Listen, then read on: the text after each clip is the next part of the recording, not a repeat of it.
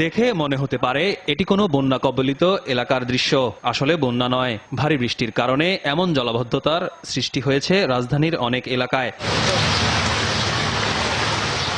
বৃষ্টির কারণে একান্ত প্রয়োজন ছাড়া কেউ বাসা থেকে বের হননি।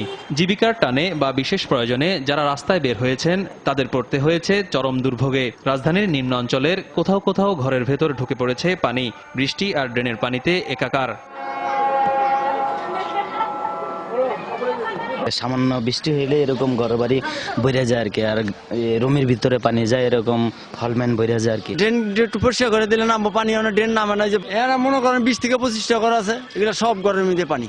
ছোট বাচ্চা লয়েও থাকুন যায় না, ঘরের মধ্যে আজকেও পানি হেচ্ছে হালাইয়া তার বাদে মনে বুঝুন রয়েছি। জামা কাপড় ভিজা যায়, ঘরে ছোট ছোট বাচ্চা, রান্না করতে পারে না, কিছু না, খাটের উপরে বসে বসে রান্না করতে হয়। দুর্বল পানি নিষ্কাশন ব্যবস্থা আর কর্তৃপক্ষের অবহেলার কারণে এমন দুর্ভোগ পোহাতে হচ্ছে বলে অভিযোগ ভুক্তভোগীদের।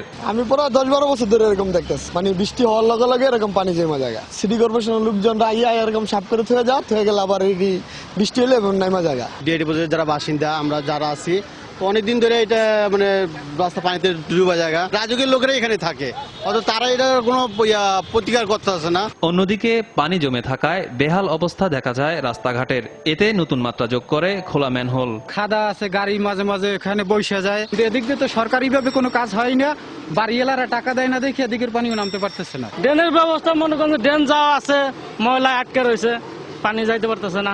এর আগে অনেক গর্ত ছিল এখানে, অনেক রিক্সা, অনেক লোকজন ব্যথা পাইছে, অনেক রিক্সা ভাঙছে। এসব সমস্যা সমাধানে কর্তৃপক্ষ প্রয়োজনীয় ব্যবস্থা নেবে, এমনটাই দাবি নগরবাসীর। নদীর স্রোতের মতোই বইতে দেখা যায় রাজধানীর এই সড়কগুলোর পানির স্রোত। বৃষ্টি কম হোক আর বেশি হোক, জলাবদ্ধতা যেন হয়ে উঠেছে এক আতঙ্কের নাম। আপনার এই যে কেবলের কাজ করছে, সেই কেবলের কাজ করার কারণে ড্রেনগুলো বন্ধ হয়ে গেছে। বৃষ্টির সময় রাস্তাঘাট কাটা, তারপরে মানে সব রাস্তা ঠিকঠাক নাই, এই জন্য তো চলাফেরা করতেও সমস্যা। ড্রেনের সংস্কার ভালো করে হচ্ছে না, এই কারণে এটা দীর্ঘদিন প্রায় 5 বছর যাবত এই অবস্থায়। খাল, নদী, ড্রেন ভরাট হয়ে যাওয়ায় সামান্য বৃষ্টিতে পানিতে সয়লাব হয়ে যায় প্রতিটি সড়ক। 360 বর্গ কিলোমিটার আয়তনের এই মহানগরীতে ওয়াসার পানি নিষ্কাশন ব্যবস্থা রয়েছে 290 কিলোমিটার এলাকায়। আর 65টি খাল, জলাশয় সহ 4টি নদী ধ্বংস করায় সহজেই রাজধানীকে জলজট মুক্ত রাখা সম্ভব নয় বলে মনে করছেন বিশেষজ্ঞরা। সিটি কর্পোরেশন এবং ওয়াসার মধ্যে যে সমন্বয়হীনতা, অনেক জায়গায় আমরা দেখেছি যে আমাদের এক্সিস্টিং যে সারফেস ওয়াটার, যে সারফেস সুয়ারেজ যে লাইন আছে, ময়লাগুলো ওখানে ফেলে সেটাও ভরাট করে রাখা হয়েছে।